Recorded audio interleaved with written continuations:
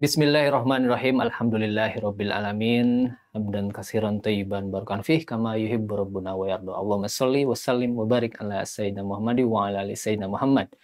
Masih dipancarkan dari Jalan Masjid Silaturahim nomor 36 Kalimanggis, Cibubur, Bekasi, Radio Silaturahim dan juga Rasil TV untuk Islam yang satu. Assalamualaikum warahmatullahi wabarakatuh. Ikhwan akhwat yang dirahmati Allah. Senang sekali kami bisa kembali menyapa ikhwan akhwat dalam program acara Mimbar Rasil. Menemani ikhwan akhwat, kita akan berbincang-bincang dengan salah satu tokoh yang alhamdulillah berkesempatan hadir ke studio Rasil, yaitu pengasuh Pondok Pesantren Tahfidz Quran Al-Kaukab, Dr. Kiai Haji Khairul Huda Bashir, LC MSI. Kita sapa terlebih dahulu sumber kita. Assalamualaikum warahmatullahi wabarakatuh, Pak Kiai. Waalaikumsalam warahmatullahi wabarakatuh. Kabar baik dan sehat, Pak Kiai? Alhamdulillah, kabar baik. Alhamdulillah. Yang pertama kami pasti mengucapkan terima kasih atas kehadirannya, atas waktunya nih dengan pasti padatnya jadwal, Pak Kiai ya. Alhamdulillah, sama-sama. Saya juga terima kasih ada kesempatan kembali silaturahim di Radio Rasil. Baik. Nah, aktivitas sekarang Pak Kiai apa? Pekan ini kan mungkin Hari Santri Nasional nih. Cukup padat juga kegiatan di Pondok Pesantren Al-Kaukab. Seperti apa, Pak Kiai? Betul, memang sejak jelang tanggal 22 Oktober kemarin sampai puncaknya tanggal 22 Oktober, Pesantren Al-Kaukab juga pesantren-pesantren di seluruh Nusantara saya kira menyelenggarakan event akbar peringatan Hari Santri tahun 2025 ini. Kita melakukan zikir, istighosah, kemudian juga ada peringatan yang ditandai dengan upacara Hari Santri, dilanjut dengan karnaval, budaya pesantren gitu. Alhamdulillah kemarin memang sangat padat juga itu. Iya. Cukup menyita waktu lah. Masya Allah. Nah, Hari Santri ini kan setahu saya di latar belakangi resolusi jihad yaitu Syekh Kiai Haji Hasyim Asy'ari ya, 22 Oktober. Iya. Sejarahnya itu 21 Oktober 1945 kalau nggak salah ya, para ulama. Betul. Yang dimotori oleh Hadratus Syekh Kiai Haji Hasyim Asy'ari. Istilahnya apa ya? Bersama ingin menggelorakan ya, memfatwakan resolusi jihad ini. Dan dijadikan menjadi momentum ini menjadi Hari Santri Nasional. Betul. Nah, Pak Kiai melihat hal itu seperti apa, Pak Kiai? Sebelum beranjak ke situ saya mohon izin juga menyampaikan tahniah, menyampaikan ucapan selamat selaku santri, selaku pengasuh pesantren dan kita juga bagian daripada masyarakat pesantren. Turut mengucapkan selamat mensyukuri Hari Santri tahun 2025. Kali ini memang mengambil tema cukup bernas temanya ini. Yaitu mengawal Indonesia merdeka menuju peradaban dunia. Ini temanya saya bilang gagah ini. Luar biasa. Luar biasa. Jadi memang tema ini adalah sebuah panggilan kepada seluruh warga santri untuk mengawal Indonesia merdeka dalam pengertian terus menjadi garda terdepan. Bagaimana kemerdekaan Indonesia ini betul-betul hadir bagi seluruh tumpah darah Indonesia. Menegakkan keadilan, menegakkan kebenaran, sekaligus juga tentu menegaskan kebebasan, kedaulatan warga negara Indonesia ini. Sementara menuju peradaban dunia, memang juga sekaligus meneguhkan panggilan para santri, para masyarakat dan kaum pesantren untuk terus berkontribusi terhadap terciptanya peradaban umat manusia yang beradab, yang damai, dan tentu memberikan kemaslahatan bagi umat manusia ini. Jadi bukan sekedar mengawal kemerdekaan Indonesia, tapi juga kemerdekaan Indonesia ini untuk berkontribusi terhadap terciptanya kedamaian dan pembangunan peradaban dunia. Dan itulah memang cita-cita mulia pesantren. Nah, soal yang tadi disampaikan oleh Kang Rijal terkait dengan sejarah Hari Santri, memang betul tadi sejarah Hari Santri ini sudah ditetapkan oleh pemerintah secara nasional. Saya kalau saya tidak salah ingat itu tepatnya ditetapkan tanggal 22 Oktober 2019 eranya Pak Jokowi. Memang latar belakang Hari Santri ini adalah mengenang akan peristiwa heroik, peristiwa yang sangat patriotistik yang digelorakan oleh para ulama-ulama pesantren, para kiai-kiai, para kaum santri yang dikomandani oleh Hadratus Syekh Simbah Kiai Haji Hasyim Asy'ari. Mungkin secara singkat, karena itu memang terjadi penjajahan kembali kepada bangsa Indonesia setelah diproklamirkan kemerdekaannya 2 bulan setelahnya, dengan hadirnya tentara sekutu di kota Surabaya, ingin kembali menjajah bumi Nusantara ini, dan akhirnya dengan keteguhan hati para masyarakat dan kaum santri melalui Hadratus Syekh Kiai Haji Hasyim Asy'ari menggelorakan apa yang disebut dengan resolusi jihad, yang salah satu di antaranya adalah mewajibkan seluruh kaum santri untuk angkat senjata, berjihad fisabilillah, berjuang melawan penjajah, mengusir penjajah dari bumi pertiwi Indonesia ini. Dan alhamdulillah, kira-kira 20 hari setelah resolusi jihad itu, dengan terjadinya peperangan yang sangat berkecamuk, sehingga sampai pada klimaksnya tanggal 10 November, dan itu kemudian dirayakan atau diperingati sebagai Hari Pahlawan. Itu cikal bakalnya adalah resolusi jihad itu. Sehingga kala itu tentara sekutu dapat dipukul mundur dan mengakui kekalahannya dengan perjuangan para ulama, para kiai-kiai, para masyarakat pesantren. Bahkan peristiwa itu juga dinyatakan dalam sejarah terjadinya pembunuhan atau kematian panglima besarnya Jenderal Malabi. Itu yang membunuh adalah salah seorang santri itu. Nah, itu kalau Kang Rizal melihat film Sang Kiai, itu akan terlihat sekali betapa patriotik dan heroiknya para santri-santri dengan semangat jihad fisabilillah, dipertaruhkan raga jiwanya untuk merebut kembali kemerdekaan Indonesia, menegakkan kembali Indonesia. Maka saya boleh katakan, andaikan tidak ada resolusi jihad, belum tentu itu kemerdekaan bisa dipertahankan. Belum tentu itu kemerdekaan bisa direbut kembali. Dan mungkin belum tentu kita bisa melihat Indonesia seperti yang kita saksikan sekarang ini. Begitu besar makna dan kontribusi para kaum santri dalam menegakkan negara kesatuan Republik Indonesia ini. Saya teringat sejarawan Muslim Indonesia, yaitu Prof. Ahmad Mansur Sudanegara. Salah satu narasumber kita juga menyatakan di siarannya, juga di buku Api Sejarahnya, kemerdekaan Indonesia itu tidak akan terjadi kalau ulama-ulama dan santri-santrinya, tentunya bersama rakyat, tidak berjihad untuk membebaskan tanah air ini dari penjajah. Iya, betul sekali. Ada tadi dengan penjelasan Pak Kiai. Persis. Dan itulah memang sejarah yang terjadi. Meskipun sejarah itu agak telat itu muncul dan pengakuan negara ini, tetapi betapapun sejarah dia akan mencari kebenarannya dan akan terungkap, dan itu saya sepandangan sekali tuh, tanpa mengesampingkan tentu perjuangan dan andil masyarakat yang lain, tetapi memang kaum santri, masyarakat pesantren menjadi garda terdepan dalam merebut dan pertahankan kemerdekaan Indonesia ini. Iya, tadi resolusi jihad juga mungkin menjadi seperti momentum menjadi bukti bahwa perlawanan para ulama dan santri terhadap bangsa penjajah tidak pernah berhenti sampai detik ini ya Pak Kiai. Betul, persis. Itulah karenanya temanya tadi kan mengawal Indonesia merdeka ini. Jadi perjuangan santri yang memang kemudian sudah diawali sejak prakemerdekaan, saat merebut kemerdekaan, dan tentu yang tidak kalah pentingnya adalah mengawal kemerdekaan ini.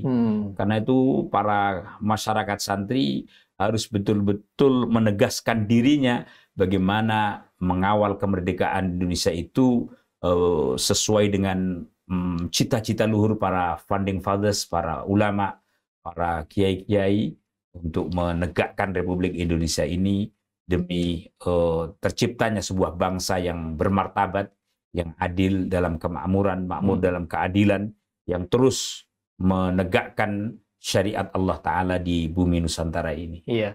Dalam mengawal kemerdekaan menurut Pak Kiai, apakah itu lebih berat dibandingkan tadi untuk merebut, mempertahankan kemerdekaan saat ke penjajahan, sejarah penjajahan Pak Kiai? Menurut Pak Kiai bagaimana? Ya, saya kira tentu sesuatu yang sama-sama beratnya ya, dalam konteks zamannya masing-masing.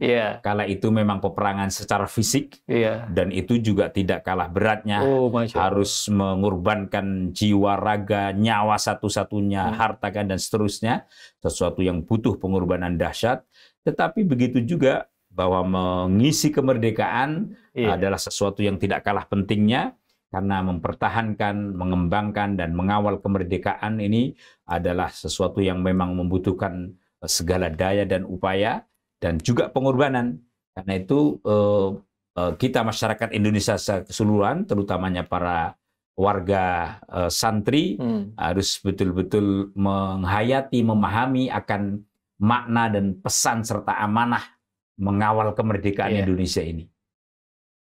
Baik Pak Kiai, Ikhwan Akhwat yang baru bergabung, di kesempatan ini kita tengah berbincang-bincang dengan Kiai Haji Khairul Huda Bashir, ya, dari Pondok Pesantren Tahfidz Quran Al-Kaukab yang beralamat di Bojongnangka, Gunung Putri, Bogor, ya. Kabupaten Bogor, ya. Terlalu jauh sebenarnya dari dekat ya, studio kita ini. Ya. Masya Allah. Sekaligus promosi sekali. Iya. Nanti saya juga ingin menggali nih pondok pesantrennya sekarang perkembangannya seperti apa. Alhamdulillah. Ikhwan Akhwat, kita akan berbincang-bincang terkait peran pesantren dan juga santri menjaga moralitas bangsa dan akhlakul karimah. Ini masih kaitannya dengan Hari Santri ya, yang Rabu lalu ya. Iya, 22 Oktober ya. Masya Allah, cukup meriah betul Pak Kiai di seluruh Nusantara Pak Kiai. Saya juga termasuk alumni pesantren, jadi terasa banget, merasakan betul, Masya Allah. Teman-teman, teman-teman yang sudah lama tidak terjalin juga akhirnya memeriahkan juga tuh di grup-grup pesantren tuh, Masya Allah. Jadi media reuni para santri. Betul, Masya Allah. Jadi mengingatkan kita juga tuh kegiatan-kegiatan nyantri dulu Pak Kiai. Persis. Nah Pak Kiai, yang pertama, bagaimana sebetulnya potret dunia pesantren dan santri saat ini dari sudut pandang masyarakat secara umum, Pak Kiai? Ya, jadi kita harus tegaskan ya, bahwa pesantren itu kan terminologinya, kalau kita membaca di banyak literasi meskipun banyak teori, tetapi secara umum pesantren itu kan tempat santri. Jadi dari kata santri menjadi pesantren, tempat belajarnya para santri. Santri itu sendiri kalau secara kebahasaan, secara linguistik, itu memang ya juga banyak teori, tapi secara umum pandangan ini merujuk pada bahasa Sanskerta sebenarnya. Santri dari santri itu artinya adalah tulisan yang suci. Dalam hal ini konotasinya kepada kitab suci. Artinya santri itu adalah orang-orang yang mempelajari kitab suci, mempelajari kitab-kitab agama, dalam konteks ini yang mempelajari Al-Quran Al-Karim awalnya, sehingga kemudian tempat di mana santri itu belajar dan menuntut ilmu namanya pesantren. Nah, dan ini kemudian menjadi istilah yang genuine, yang memang sampai sekarang terpopulerkan. Jadi dia bukan teradopsi dari bahasa asing, memang bahasa asli Jawa kuno yang diambil dari Sanskerta tadi. Nah, dalam konteks peran pesantren dan sejarah kontribusinya memberikan aspek edukasi, pendidikan, dan dakwah keagamaan, saya kira ya ini panjang ya kalau didiskusikan, tetapi pesantren itu dalam sejarahnya telah hadir di Indonesia, memberikan pendidikan, pencerahan, dan dakwah kepada masyarakat Nusantara itu sekitar abad 7. Udah cukup tua, sangat tua. Dan meskipun secara agak menuju kepada kelembagaan, itu sekitar abad 14 abad 15. Memang dari awal Islam masuk mungkin Pak Kiai? Sudah dari awal Islam masuk, betul. Lalu kemudian berkembang dan membesar, terutamanya bersamaan dengan hadirnya para duat yang kemudian dikenal dengan periode Wali Songo itu. Ya. Dan disitulah muncul kelembagaan pesantren yang kemudian berkembang. Dan karena itu pula tidak berlebihan di banyak literasi, lembaga pesantren itu dikenal dengan Soko Guru Pendidikan Indonesia. Soko Guru Pendidikan Indonesia. Kenapa? Karena sebelum jauh adanya lembaga-lembaga pendidikan formal di bumi Nusantara ini, pesantren telah menjalankan fungsi pendidikan dan dakwahnya. Jadi tentu dengan sejarah ini menegaskan betapa institusi dan lembaga pondok-pondok pesantren itu memang dikenal sudah jauh, bahkan sebelumnya lahirnya Indonesia ini, dengan pencerahan pendidikan dan pembimbingan masyarakat, bukan saja pada aspek dakwah keagamaan, tapi juga pencerahan pada aspek-aspek pengetahuan yang memang kala itu sangat dibutuhkan oleh masyarakat di bumi Nusantara ini.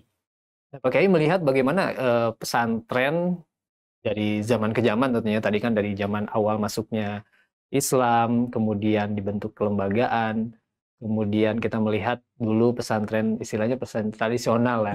Sekarang kan menjadi pesantren modern. Masya Allah, kalau bisa dibilang, kalau karena saya alumni pesantren, mungkin bisa dibilang selangkah lebih maju daripada umum, karena lebih lengkap di sana. Di sana ada pendidikan, selain pendidikan umum, pendidikan agama udah pasti. Ada pendidikan kehidupan.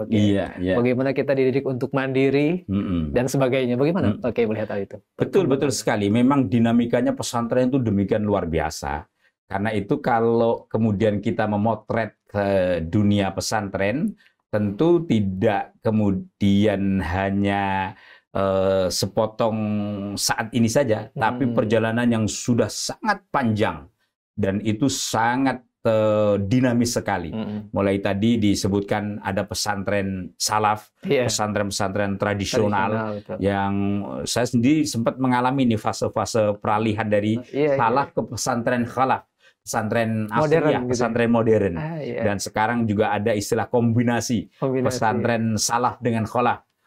Saya kira ini juga menjadi keragaman dan varian pesantren. Kalau kita mau melihat potret bagaimana sistem pendidikan pesantren sekarang sangat variatif sekali, dengan beragam keunggulan-keunggulannya, distingsi-distingsinya, tetapi jati diri sebagai institusi pesantren yang mengemban akan pendidikan dan dakwah itu sesuatu yang sangat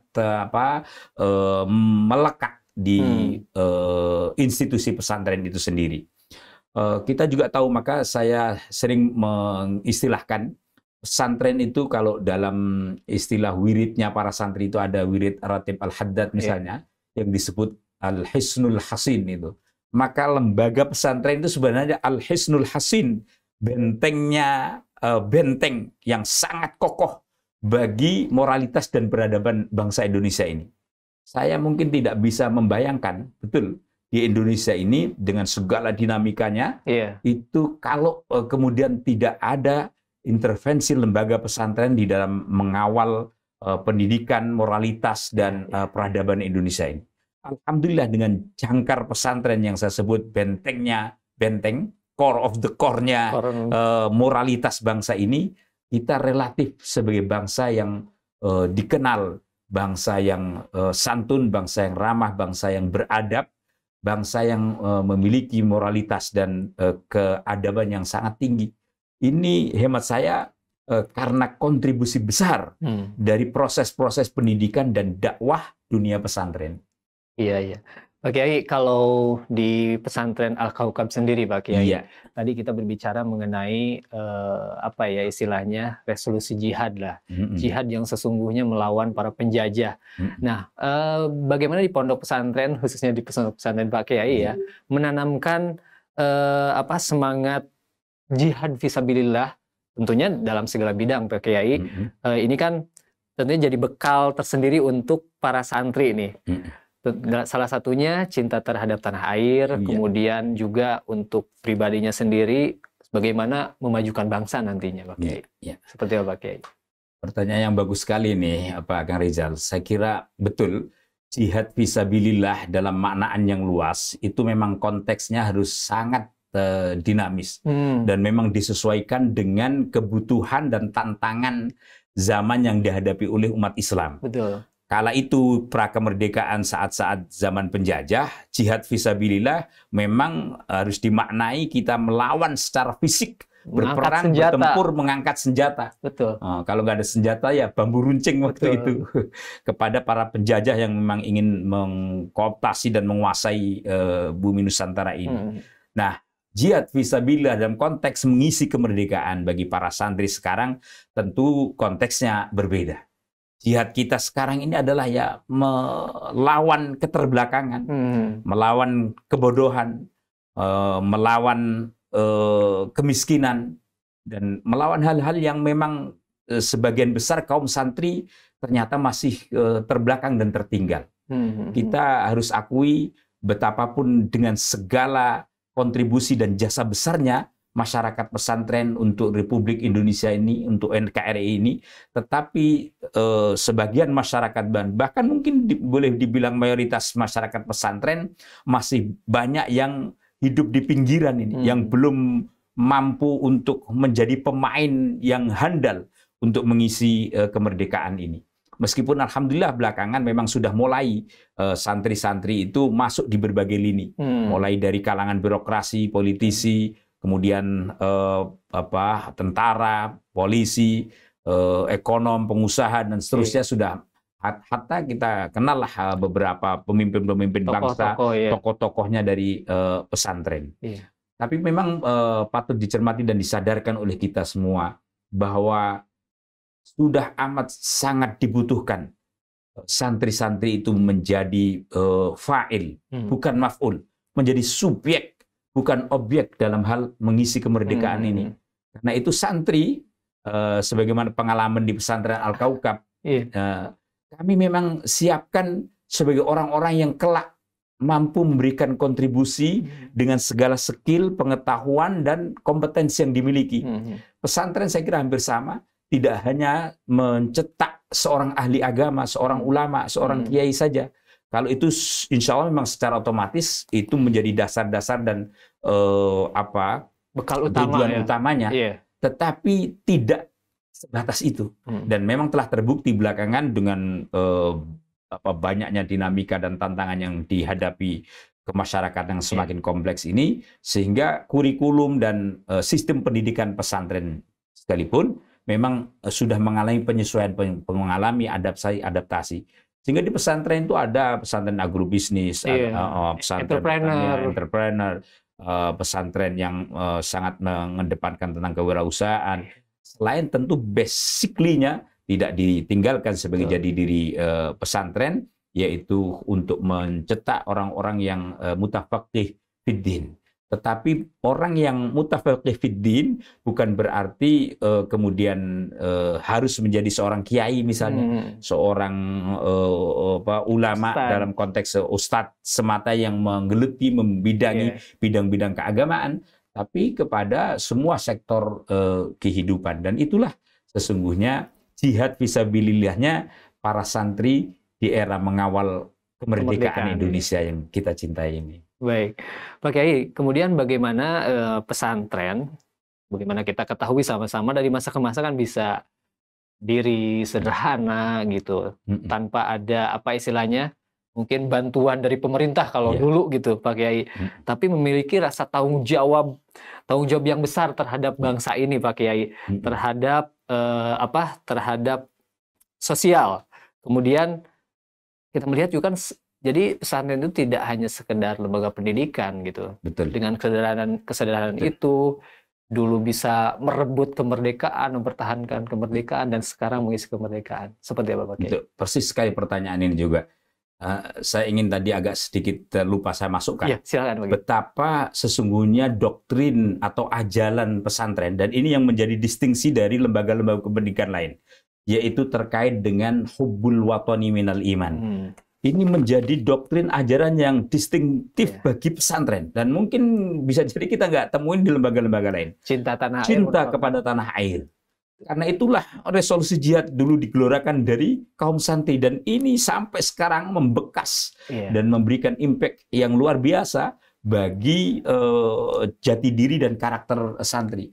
Maka siapapun santri saya kira, kalau kemudian dia alumnus dari pesantren, di pesantren yang benar-benar pesantren ya, bukan pesantren yang ngaku-ngaku ini. Ada sekarang fenomena pesantren pondok yang ngaku-ngaku ini, tetapi tidak punya arkan pesantren yang sungguhnya.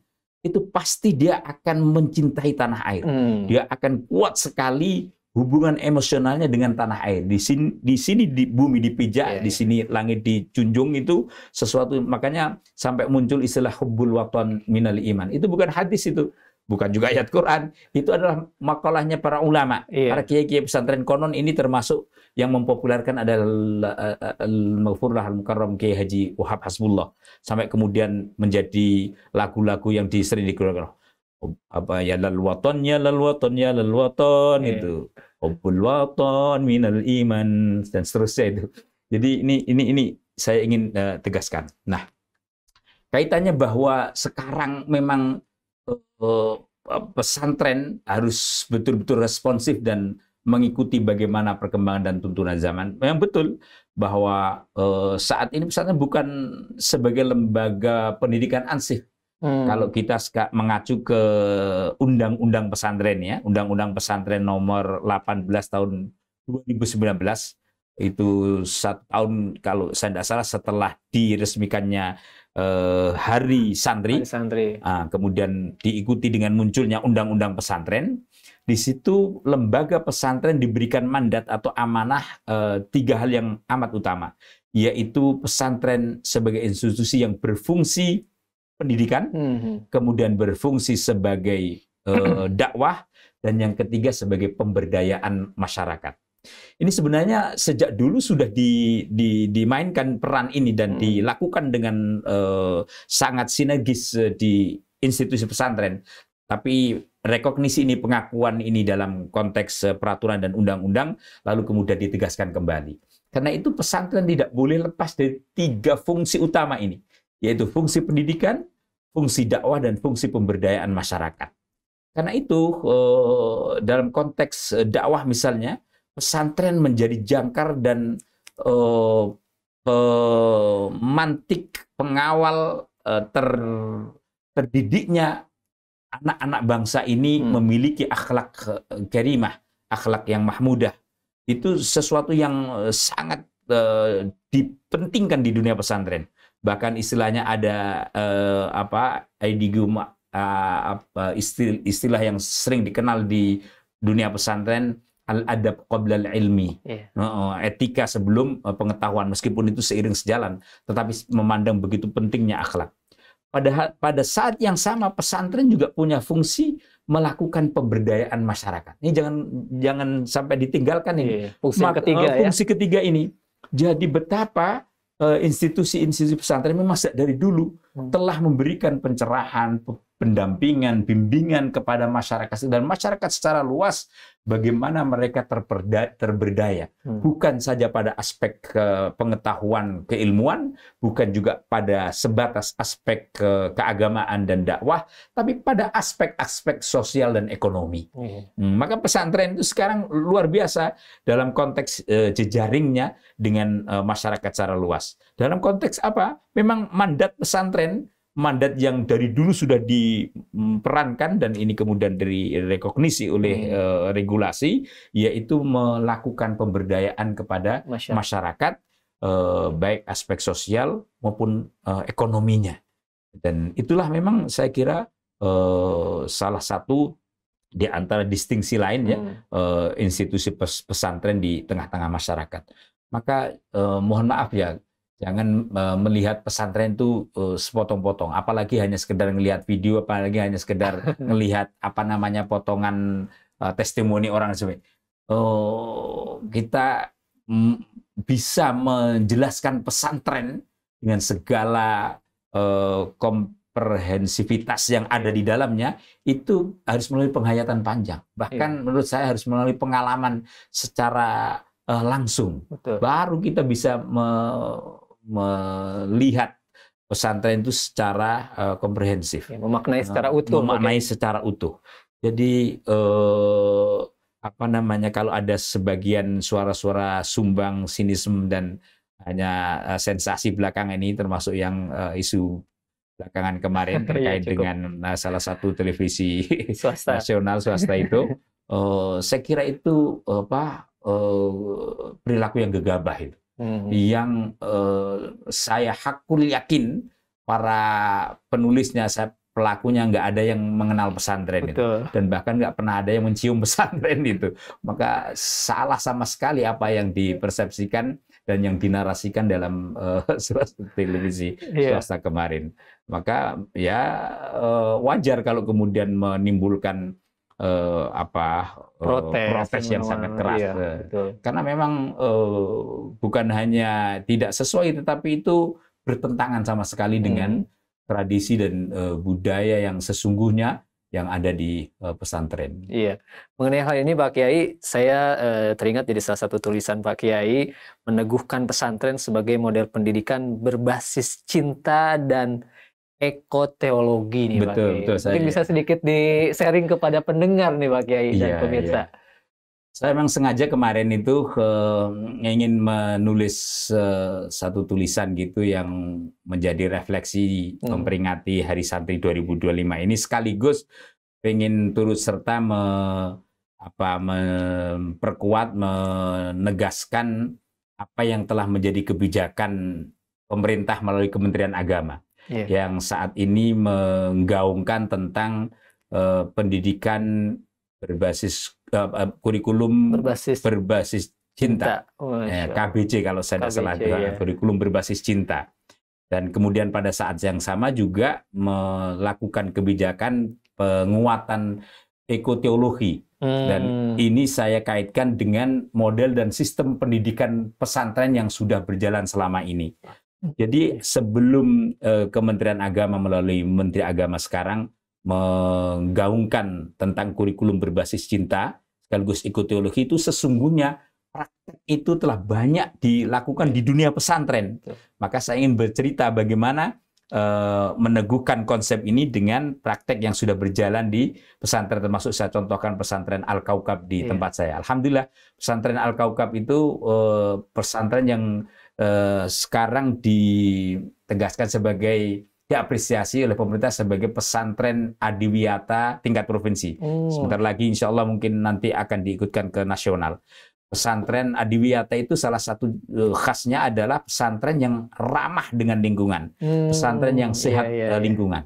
Saya memang sejak awal berdirinya pesantren tidak jauh itu menggelorakan apa yang saya sebut dengan trilogi budaya pesantren Al-Kaukab. Ada yang pertama budaya akademik. Budaya akademik itu kami menegaskan yaitu santri yang benar, pintar, dan unggul. Nah, ini kalau ceritakan panjang, tapi saya singkat saja. Lalu yang kedua budaya kepribadian yang kami sebut sebagai priyantun, yaitu peduli, ramah, dan santun. Lalu yang ketiga ini budaya lingkungan. Ini sudah bertahun-tahun dulu kami sudah gelorakan di pesantren. Alhamdulillah terus menjadi doktrin dan amaliyah pesantren keseharian. Ini budaya lingkungan itu kami sebut dengan berteman, bersih, tertib, aman, dan nyaman.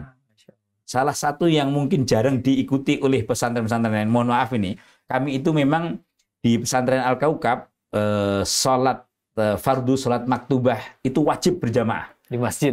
Semua guru-gurunya, santri, bahkan tenaga kependidikannya, security, termasuk office boy-nya itu kalau waktu sholat berjamaah, alhamdulillah kita dorong untuk berjamaah. Nah, yang menariknya itu setiap usai sholat berjamaah, utamanya di sholat asar, itu kita lakukan gerakan apa yang disebut dengan pungut sampah setelah sholat berjamaah.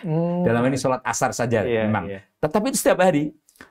bukan soal mungut sampahnya yang kemudian menjadi concern-nya, tetapi bagaimana mengedukasi anak-anak santri, membudayakan anak-anak santri untuk peduli dengan lingkungan, untuk ramah dengan lingkungan. Sehingga ini alhamdulillah, saya itu kalau sering menanyakan beberapa calon wali santri yang datang di Al-Kaukab, itu biasanya salah satu komentar yang paling sering dikatakan, karena pesantren Al-Kaukab itu dikenal dengan kebersihannya, ketertibannya, dan lingkungannya yang asri. Alhamdulillah itu. Jadi mulai dari kamarnya, toiletnya, asramanya, dan semua itu memang kita jaga betul. Dan ini menjadi spirit ajaran Islam yang luar biasa. Kita sejak dulu tahu an-nadhafatu minal iman, at-taharah, bid'un minal iman, dan seterusnya itu. Belum lagi soal ekoteologi, bagaimana kita menjaga dan melestarikan lingkungan. Dulu doktrin di pesantren itu sesungguhnya luar biasa. Memang kadang-kadang masih ada sebagian pesantren yang katakanlah karena keterbatasannya sehingga amaliyah tandzifiyah, amaliyah soal merawat kebersihan, merawat lingkungan yang ramah, yang friendly, itu memang masih terus perlu tingkatkan. Iya, baik, terkait ekoteologi Pak Kiai, bahwa santri itu diajak untuk menumbuhkan sikap peduli ya tadi terhadap sesama dan lingkungannya. Nah, ada saling menghormati serta menjaga persaudaraan. Artinya itu persaudaraan terhadap masyarakat sekitar juga Pak Kiai atau ya, persaudaraan di lingkungan pesantren dan juga di eksternal pesantren. Saya kira jadi tidak eksklusif gitu, tidak eksklusif, betul. Ini salah satu ciri khas pesantren juga. Maaf, coba kita bisa bayangkan. Pesantren itu kan sesungguhnya miniatur kehidupan. Dengan beragam suku, dengan beragam etnis, dengan beragam bahasa, dengan beragam karakter, lalu kemudian dibiasakan hidup secara bersama-sama, menghargai keragaman, menghargai perbedaan, dan satu dengan yang lain hidup secara mandiri, tentu dengan bimbingan dan pendampingan para asatidz dan ustadzahnya. Tetapi bahwa kemudian di pesantren, maka saya ini terus terang, mohon maaf ya, tanpa mengecilkan dan menyederhanakan beberapa kasus bullying yang ada di beberapa pondok pesantren, tanpa menyederhanakan itu, tapi saya ingin menegaskan bahwa institusi pondok pesantren yang sesungguhnya sangat memberikan andilnya terhadap pembentukan karakter dan jati diri anak-anak bangsa kita menjadi anak yang soleh, menjadi anak yang berperilaku terpuji yang mulia itu. Karena di pesantren itu bayangin, dari jelang tidur sampai bangun tidur itu selalu dalam pengawasan dan selalu dalam pendampingan para musyrif, para asatidz ustadzahnya. Di tengah, bayangkan kalau kemudian kita bandingkan di dunia luar yang begitu bebasnya, yang begitu liarnya, maka hemat saya sekarang dengan segala teori pendidikan yang ada lah, menurut saya pesantren adalah alternatif yang paling aman, yang paling nyaman, yang paling tenang dalam memberikan pendidikan kepada anak-anak kita. Karena memang alhamdulillah semua terjadi. Kalaulah ada kasus-kasus dan sebagainya, itu sesuatu yang memang wajar. Karena kan begini ya logikanya. Anak-anak santri di pesantren itu kan selain beragam usia dan variasinya, kan ada juga anak-anak yang baru. Anak-anak yang baru ini yang biasanya, mohon maaf, memang belum teradaptasikan dengan dunia pesantren. Dengan latar belakang yang berbeda. Macam-macam. Dengan latar belakang sosial dan rumah tangganya belum, ada yang broken home, ada yang macam-macam lah dengan kebiasaannya sudah dasar. Bahkan, nah ini memang menjadi tantangan tersendiri pesantren. Lalu kemudian kalau ada peristiwa terjadi semacam itu, ya tidak kemudian bisa kita justifikasi, kita generalisir. Ternyata pesantren tidak memberikan pendidikan ramah anak misalnya. Ternyata pesantren gagal memberikan edukasi kepada pembentukan karakter. Saya kira itu satu penilaian yang sangat sembarangan itu. Tidak melihat sisi-sisi besar dan positif, kontribusi besar pesantren pada aspek-aspek yang lain. Sekali lagi, tanpa saya menyederhanakan kasus-kasus yang ada, dan ini tentu menjadi evaluasi dan tantangan pondok pesantren. Betapa memang sekarang itu beragam persoalan di luar itu juga terinfiltrasi ke dalam lingkungan pesantren. Yang kalau kemudian bentengnya tidak semakin diperkokoh, bisa jadi memang sisi-sisi lain harus kena kebobolan itu, jebol lah istilahnya. Kalau enggak kemudian kita harus memperkuat pagar-pagar dan benteng terkait dengan derasnya tantangan modernitas, tantangan dunia digital saat ini yang memang menjejali luar biasa generasi-generasi kita. Tapi ya saya kira itu sebuah tantangan yang ibaratnya harus dilalui oleh pesantren, dan pesantren harus mampu merespons dan memberikan terapinya, memberikan strateginya untuk menangkal berbagai angin kencang dari ekses negatif modernisasi ini. Tapi saya yakin dengan edukasi, pengawalan, pendampingan itu relatif alhamdulillah selama ini pesantren masih tetap eksis menjaga jati dirinya dengan fungsi pendidikan, dakwah, dan pemberdayaan masyarakat tadi. Iya, betul. Betul yang disampaikan oleh Pak Kiai, dengan segala kelebihannya, tidak ada yang sempurna Pak Kiai, tapi tadi dengan pasti ada tantangannya. Pasti ada tantangannya dengan ikhtiar dimanapun dan kapanpun itu saya kira. Masya Allah. Iwanawat, sekali lagi bagi yang baru bergabung, baru menyalakan radio silaturahimnya, Iwanawat, kami saat ini tengah berbincang dengan Dr. Kiai Haji Khairul Huda Bashir, LC MSI. Beliau merupakan pendiri, pengasuh Pondok Pesantren Tahfidz Quran PPTQ Al-Kaukab yang beralamat di Kelurahan Bojong Nangka, Kecamatan Gunung Putri, Kabupaten Bogor. Alamatnya tidak jauh dari studio radio silaturahim. Iwanawat, kita jeda terlebih dahulu. Masya Allah, tidak terasa sudah 45 menit bincang-bincang dengan Pak Kiai. Semangat sekali Pak Kiai. Terima kasih Pak Iwanawat. Iwanawat, kami akan kembali. Semangat karena didorong dari Kang Rizal ini. Kami akan kembali setelah jeda berikut ini.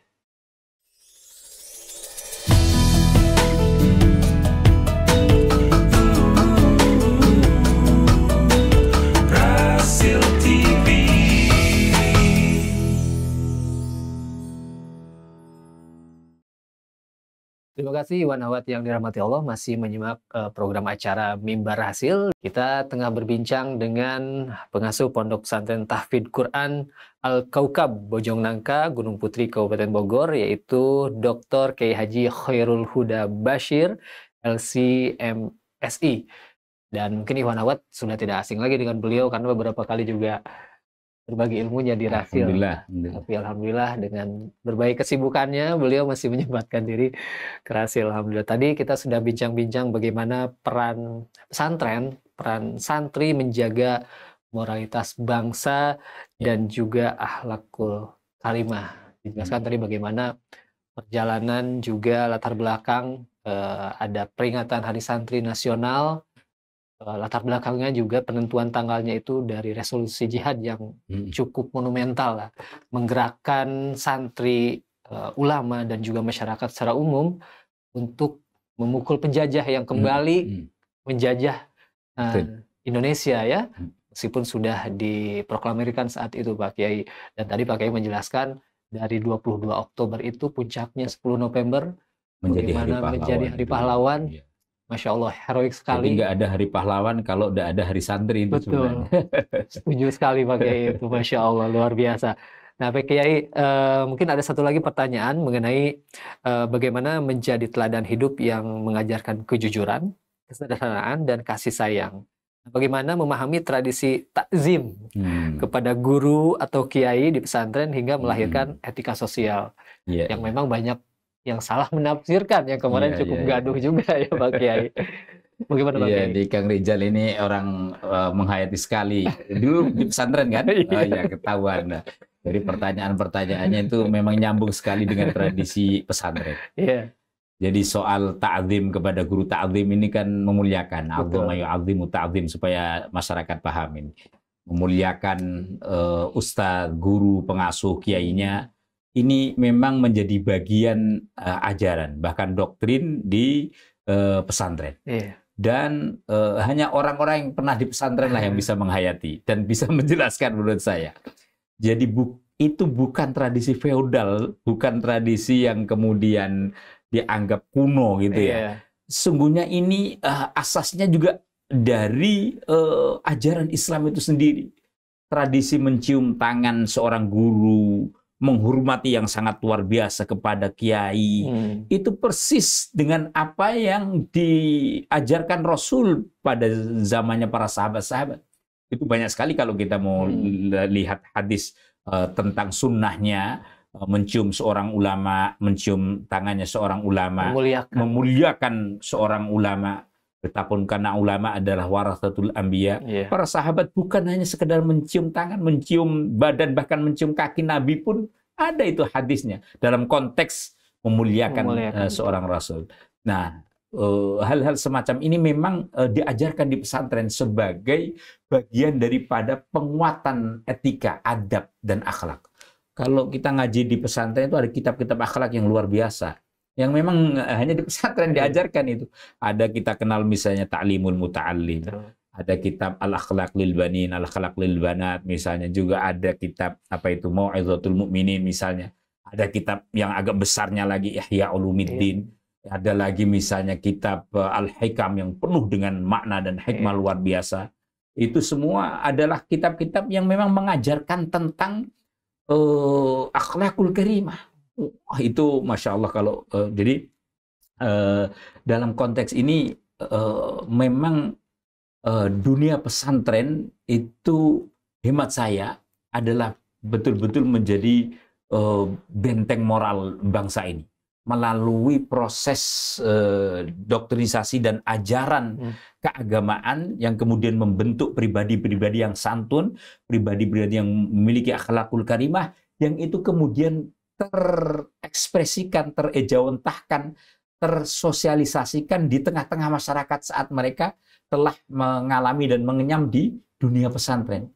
Karena dunia pesantren itu mohon maaf bukan hanya rumah dan tempat menimba ilmu, tapi juga tempat menempa karakter, menempa kepribadian kita menjadi seorang yang santun, yang salih, yang selain alim. Itulah karenanya ulama-ulama dan kiai-kiai pesantren mendapatkan tempatnya tersendiri di masyarakat pesantren. Itu tadi sempat disinggung ulama-ulama yang sederhana, ulama yang waro. Ini saya kira juga menjadi bagian catatan kita. Tentu ulama-ulama dahulu yang memang dari awal membangun pesantren itu niatannya adalah izzul Islam wal muslimin.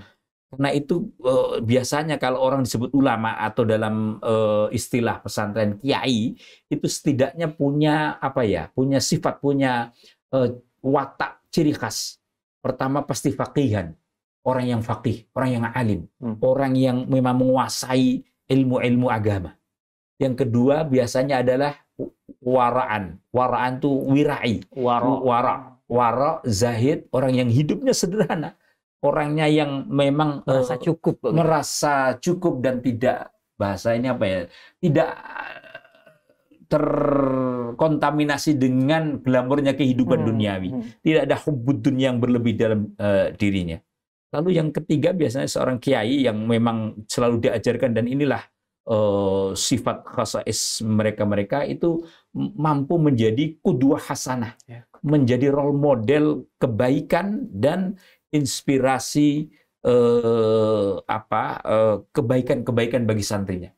Bukan sekedar memberikan mau'izah hasanah, tapi juga qudwah hasanah, menjadi teladan yang kuat. Karena itu di dunia pesantren hal semacam ini sangat dipahami. Saya teringat sebuah adigum atau apa ya, ajaran di pesantren yang ini juga tentunya ini juga berbasis dan berasas dari ajaran para ulama-ulama dahulu yang menyatakan begini: al-ilmu bit-ta'allumi wal barakatu bil khidmati wal manfaatu bit-ta'ati. Itu saya pun masih ingat. Ini kalau kayak gini-gini, kalau nggak di dunia pesantren mungkin orang nggak bisa menghayati. Al-ilmu bit-ta'allumi. Kalau kita mau mendapatkan ilmu yang banyak, pengetahuan yang banyak, ya memang harus dengan belajar, dengan menuntut ilmu dan seterusnya. Tapi ini yang tidak ada di masyarakat. Wal barakatu bil khidmati. Bahwa kalau kita ingin mendapatkan keberkahan, yaitu berlimpahnya kebaikan dalam diri kita, dunyan wa ukhron, itu harus bil khidmati. Dengan kita berkhidmah, mengabdi kepada ilmu, kepada orang yang punya ilmu, yaitu para ulama, dan mengabdi kepada institusi kita. Tidak ada di lembaga kecuali di pesantren. Maka jangan heran kalau kemudian santri itu, bahkan doktrinya, ana abdu man 'allamani walau harfan wahidan. Itu ada, saya ini budaknya seorang yang telah mengajarki kami ilmu agama, ilmu yang bermanfaat, meskipun satu huruf sekalipun. Maka santri itu kalau sudah dengan hadapan kiai, jangankan raga nyawa apapun ditaruhkan. Dan itu memang tradisi pesantren. Jadi nggak bisa dihayati ya oleh orang-orang yang memang tidak bisa menyelami itu. Jadi saya katakan dan ajaran tentang keberkahan. Berkah itu kan memang sesuatu yang tidak bisa dirasionalkan itu. Betul. Sesuatu yang hanya bisa dialami oleh orang-orang yang melakukan. Itu dan itu kejadian serta kehidupan banyak sekali. Jadi wal barakatu bil khidmah. Itu. Lalu yang ketiga itu wal manfaatu bit ta'ah. Betapa untuk mendapati ilmu yang bermanfaat, menjadi orang yang bermanfaat, itu memang harus bit ta'ah, dengan pasrah tundukan kita kepada orang-orang yang mengajari kita. Karena ilmu yang kita perlu adalah ilmu-ilmu yang kemudian bersanad, bersambung sampai Rasulullah SAW. Jadi ilmu di dunia pesantren itu juga tidak sembarang keilmuan yang mungkin dikaji di berbagai institusi. Meskipun di pesantren sekarang juga kombinasi antara ilmu-ilmu agama, ilmu-ilmu umum, ilmu saintis, itu sesuatu yang sudah sangat lazim terjadi. Jadi dalam konteks ini saya ingin menegaskan memang menjadi tradisi dan ajaran pesantren, dan ini hakikatnya adalah tradisi dan pesantren ajaran Islam, yaitu mentakzimkan, memuliakan guru-guru, ulama-ulama, kiai-kiai kita dengan sepenuh takdim, dengan sepenuh kemuliaan. Dan itulah yang menyebabkan kemudian para santri itu selalu menjadi benteng para kiai dalam situasi apapun dan kapanpun. Insya Allah itu memang lalu kemudian menjadi keberkahan yang mengawal dan mendampingi sepanjang kehidupannya. Baik Pak Kiai, saya teringat ketika mondok dulu Pak Kiai, ketika ada salah satu pengasuh pondok kita, memang rumahnya Masya Allah sangat sederhana sekali. Lantainya tanah Pak Kiai. Saat itu saya ingat beliau ada rezeki ingin membangun rumah sederhana. Dan kami berbondong-bondong ingin membantu semampu kami gitu. Itu bagian dari kami cinta kepada ilmu, kepada yang memberikan ilmu, dan khidmat tadi Pak Kiai. Meskipun hanya sekedar misalnya kita menguruk tanah dulu. Iya betul, khidmah. Ya kita merasakan sendiri gitu. Ketika di pesantren itu memang kami berkhidmat gitu. Betul, malah ingin ada kesempatan lagi apalagi nih gitu. Seperti itu Pak Kiai. Sama, persis saya juga dulu kalau disuruh oleh Kiai mencuci pakaiannya itu sebuah kehormatan, sebuah kesempatan. Maka jangan dikira anak-anak santri kalau kemudian ada istilahnya apa itu ro'an, kerja bakti, tanzif, itu yang ditunggu-tunggu itu seminggu. Untuk kemudian hari Jumat atau biasanya hari Ahad gitu pas saat libur, kita ro'an itu Masya Allah dengan kesadaran yang luar biasa, dengan ketulusan. Mereka-mereka yang sudah nyantri 2 tahun, 3 tahun pasti akan berbeda dengan anak-anak santri yang baru. Karena sudah mulai merasakan ladzatnya berkhidmah itu. Dan keberkahan yang ada itu persis dulu juga saya alami. Dan berkhidmat itu sampai sekarang tuh masih menempel memorinya Pak Kiai. Iya. Kadang-kadang ada ilmu-ilmu pelajaran yang kita lupa, tapi ketika berkhidmat kepada Kiai kita masih ingat tuh. Betul. Masya Allah Pak Kiai. Saya itu kalau boleh bercerita sedikit ya, betapa memang keberkahan itu Allah yang punya hak prerogatifnya. Ya tentu ada wasilah-wasilahnya. Tetapi nyata betul, kalau boleh ya tanpa inilah menyebut nama ya. Saya sendiri misalnya dengan waktu kami punya kesempatan khidmah 1 tahun saat di pesantren, saya punya pesantren Manba'il Futuh di Tuban, itu saya keluar dari madrasah aliyah memang ada semacam kewajiban bagi santri yang belum melanjutkan studi untuk berkhidmah 1 tahun. Dan itu luar biasa. Ada beberapa santri yang tidak mengambil khidmah karena memang sifatnya imbauan saja. Tapi sukarela. Itu lebih kepada sukarela. Tapi saya mendapati dan mengamati gitu, santri-santri yang memang punya khidmah dan khidmahnya waktu itu sepenuhnya dengan santri yang tidak ada khidmah sama sekali, itu mohon maaf ya, belakangan itu ketahuan sejauh mana keberhasilan santri-santri itu. Tadi keberkahannya Itu yang saya sebutkan, apa yang menjadi ajaran keberkahan itu. Masya Allah Pak Kiai. Tidak terasa hampir 60 menit kita berbincang karena waktu yang terbatas. Cuman Pak Kiai, kami ingin sedikit menanyakan mengenai pondok pesantren juga Pak Kiai. Al-Kaukab bagaimana Pak Kiai sekarang? Santrinya sudah Alhamdulillah, banyak. Kami terus terang saya sendiri belum berkunjung. Silakan nanti, ada beberapa yang dari sini sudah Iya, Ustaz Ihsan. Bahkan salah satu pengajar di sini Syekh Khalil juga ngajar juga di Al-Kaukab. Al-Kaukab itu kan memang semacam kekhasannya adalah pesantren dengan tahfidz Al-Quran yang bersanad dan mungkin. Tetapi tidak hanya sebatas tahfidznya, juga diajarkan kitab-kitab kuning, kitab-kitab turos. Jadi Akang Rizal, ini perlu juga disampaikan kepada masyarakat. Apa yang disebut dengan, ini mungkin mengakhiri perbincangan kita, Arkanul Ma'had atau rukun pesantren. Ini sudah diadopsi juga di dalam undang-undang. Tidak ada arkan ma'had, rukun pesantren yang berjumlah 5 ini belum bisa disebut pesantren yang sesungguhnya ini. Pertama, yaitu adanya santri, peserta didik yang memang mondok dan menimba ilmu di situ. Yang kedua, harus ada seorang kiai atau pengasuh atau ustadznya yang mengajarkan, membimbing para peserta didiknya, para santrinya. Yang kedua. Yang ketiga, ini yang kaitannya dengan fasilitas, harus ada pondoknya, harus ada asramanya, ada pesantrennya tadi, tempat menimba ilmunya. Maka santri itu mesti 24 jam ada di dalam lingkungan pesantren. Tapi beda dengan boarding school ya. Kalau boarding school kadang-kadang mohon maaf tidak ada pengasuhnya, tidak ada kiainya gitu. Nah, yang kemudian keempat rukunnya itu harus ada masjidnya. Masjidnya. Jadi masjid ini sebagai sentral ibadahnya, aktivitas keagamaan, kegiatan utama. Di mana saja mesti, bahkan biasanya pesantren itu sering-sering diawali dari bangunan masjid dulu.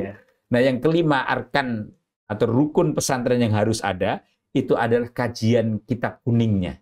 Kajian kutubut turos, kitab-kitab turos. Yang ini tidak sembarangan itu. Karena ada sistematikanya, ada jenjang-jenjangnya. Jadi kalau hanya, mohon maaf misalnya, kayak rumah-rumah tahfidz di perumahan-perumahan, itu nggak bisa disebut dengan pesantren. Karena di situ tidak ada kajian kitab-kitabnya. Hanya ngaji Al-Quran, ngafalin Al-Quran. Beda sistem pendidikannya, beda juga karakter dan budayanya.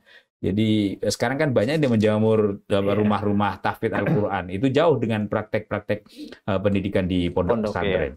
Jadi arkan ma'had 5 ini harus ada, namanya rukun. Kalau tidak ada, salah satunya tidak bisa disebut dengan pesantren sebagaimana pesantren yang memang dirintis dan dikembangkan oleh para ulama, guru-guru, kiai-kiai kita selama ini. Baik Pak Kiai. Dan karena waktu yang membatasi Pak Kiai, tidak terasa kita sudah berbincang 60 menit lebih ya. Sudah diberikan kode nih oleh kameramen karena waktu yang terbatas. Insya Allah nanti juga ini. Kalau ada terbawa dengan alurnya Akang Rizal ini. Siap Pak Kiai. Nanti insya Allah kalau Pak Kiai ada waktu lagi, kita akan bincang-bincang kembali dan mungkin kita bisa silaturahim lagi di sana ke pesantren Pak Kiai ya. Ahlan wa sahlan. Sangat dirindukan. Baik. Iya. Ikhwan akhwat, namun sebelumnya mungkin kesimpulan Pak Kiai dari bincang-bincang ini mengenai pesantren, peran pesantren dan santri, penjaga moralitas bangsa dan akhlakul karimah seperti apa singkatnya Pak Kiai penutup? Saya kalau boleh dalam kesempatan ini sangat menganjur dan mengimbau kepada masyarakat dimanapun untuk menyempatkan dan memberikan kesempatan kepada putra-putrinya, kepada anak cucunya mengenyam pendidikan di pesantren dengan segala kelebihan dan mungkin ada kekurangan-kekurangannya. Sebenarnya saya dulu diajarkan model dan sistem pendidikan pesantren ini mengadopsi ajaran Al-Quran Al-Karim dalam surah At-Taubah. Kalau bunyinya firman Allah Ta'ala, a'udzubillahi minasyaitonirrajim, ma kana al-mu'minuna liyanfiru kaffah فلولا نفر من كل فرقة طائفة منهم ليتفقهوا في الدين waliyungdhiru qaumahum idza raja'u ilaihim la'allahum yahdharun. Ini dulu diajarkan oleh kiai-kiai kita juga. Betapa sungguhnya di eranya zaman Al-Qur'an ini diturunkan, zaman Rasulullah sallallahu alaihi wasallam, waktu itu masih banyak perintah untuk jihad, berperang. Itu pun Nabi melalui firman Allah Ta'ala diingatkan. Maka nal mu'minuna liyaghfiru kafah. Tidaklah sepatutnya umat-umat beriman itu, umat-umat Islam itu terjun semua di medan peperangan. Falaula nafara min kulli firqatin. Kenapa di antara mereka, kelompok-kelompok mereka, tidak ada kemudian liyatafaqahu fiddin, untuk mendalami ilmu-ilmu pengetahuan, ilmu-ilmu keagamaan. Liyungdhiru qaumahum idza raja'u ilaihim. Untuk kemudian mereka mampu menjadi ringat, mampu menjadi pencerah kepada masyarakatnya, kepada umatnya setelah mereka datang dari menimba ilmu. Ayat ini sungguhnya memberikan pesan betapa ada anjuran dalam Al-Quran kita ini tidak boleh, generasi-generasi Islam utamanya yang masih masanya tinggal di rumah saja, tinggal di kampung halaman. Ayo kita keluar dari kampung halaman. Ayo kita tinggalkan tempat kita. Untuk apa? Menuntut ilmu. Ya, ini maknanya mondok ini, pesantren itu. Dan pasti spiritnya nanti akan berbeda. Dan setelah mondok nanti pasti dia akan diminta untuk kembali menjadi teladan, menjadi pencerah, menjadi penyuluh, menjadi lentera bagi umatnya. La'allahum yahdharun. Dan dengan itu insya Allah umat akan tetap menapaki jalan jati dirinya, jalan keistiqomahan dalam syariat dan ajaran Allah Ta'ala. Sekali lagi, ayo ajak putra-putri kita mondok ke pesantren, ke berbagai pendidikan yang saat ini memang telah dikelola sedemikian rupa oleh pondok-pondok pesantren dan telah tersebar di seluruh Nusantara ini. Baik, terima kasih Pak Kiai sekali lagi atas kehadirannya, atas bincang-bincangnya, atas inspirasinya kepada kami di kesempatan ini. Insya Allah kita bertemu kembali ya Pak Kiai ya. Demikianlah Ikhwan Akhwat bincang-bincang kita dengan Dr. Kiai Haji Khairul Huda Bashir, LC MSI, yang merupakan pengasuh Pondok Pesantren Tahfidz Quran Al-Kaukab, Ujung Nangka, Gunung Putri, Kabupaten Bogor. Insya Allah kita semua juga dapat memetik ibroh dari bincang-bincang di kesempatan ini. Saya Rizal Al-Haq dan juga teman-teman yang bertugas. Ada Neza, kemudian Bang Yusuf, dan Algi undur diri. Subhanakallahumma wa bihamdika asyhadu an la ilaha illa anta astaghfiruka wa atubu ilaik. Assalamualaikum warahmatullahi wabarakatuh. Waalaikumsalam warahmatullahi wabarakatuh.